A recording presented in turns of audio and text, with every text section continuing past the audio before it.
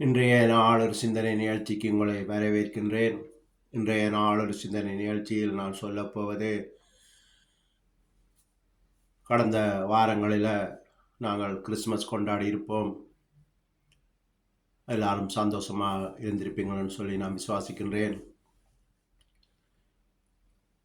இந்த கிறிஸ்மஸை நாங்கள் கொண்டாடுவதன் காரணம், இயேசு கிறிஸ்துவின் பிறப்பை ஞாபகப்படுத்துவதற்காக.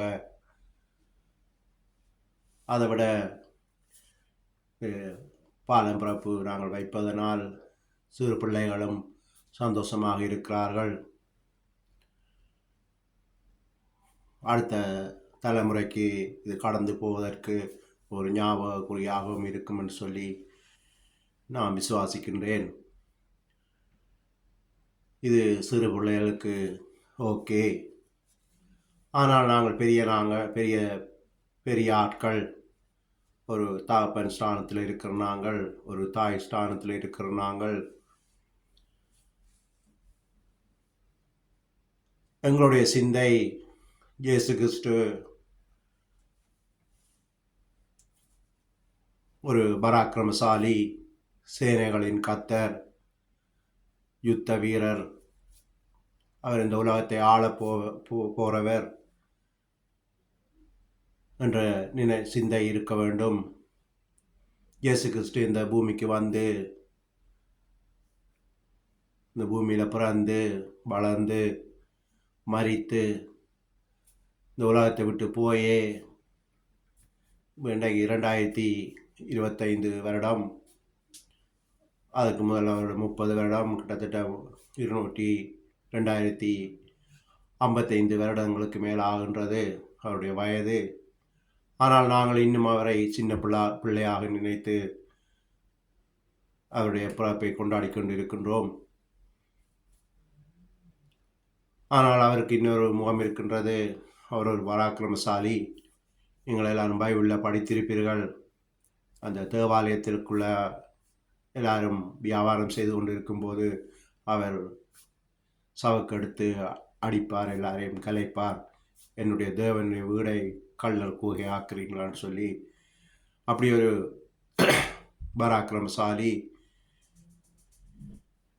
இன்னும் சொல்ல போனால் அவருடைய 2ஆம் வருகை, ரகசிய வருகை இல்லாட்டி 2வது வருகையில் இந்த பூமியில் உள்ள ராஜாக்களோடு யுத்தம் பண்ணி இந்த பூமியை ஜெயிப்பார்னு சொல்லி நாங்கள் வெளிப்படுத்தல வாசிக்கலாம்.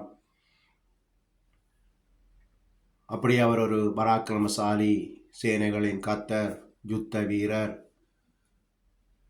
நீதியின் அரசர், இந்த உலகத்தை ஆள போறவர். அப்படி ஒரு ராஜாவை நாங்கள் இன்னும் குழந்தை பிள்ளையாக வைத்து தாளாட்டி கொண்டிருக்கின்றோம். இன்றைக்கு உலகத்தில் நடக்கிற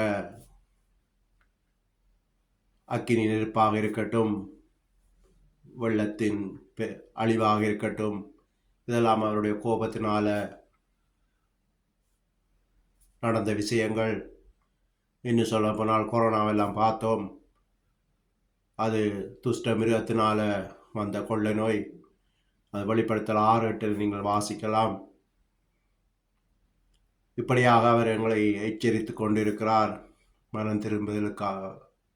மனம் திரும்ப வேண்டும், இயேசு கிறிஸ்துவை ஏற்றுக்கொள்ள வேண்டும் என்பதற்காக.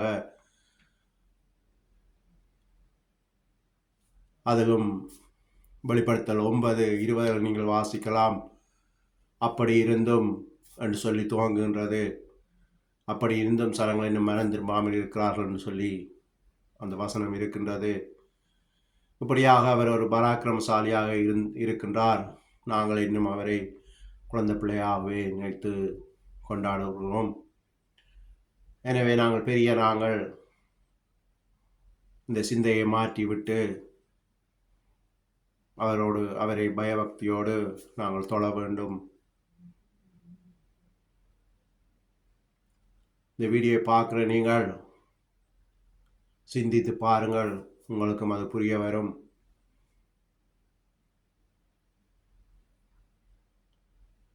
என்று சொல்லி இன்றைய நாள் ஒரு சிந்தனை நிகழ்ச்சியை முடித்துக் கொள்கிறேன். நன்றி, வணக்கம்.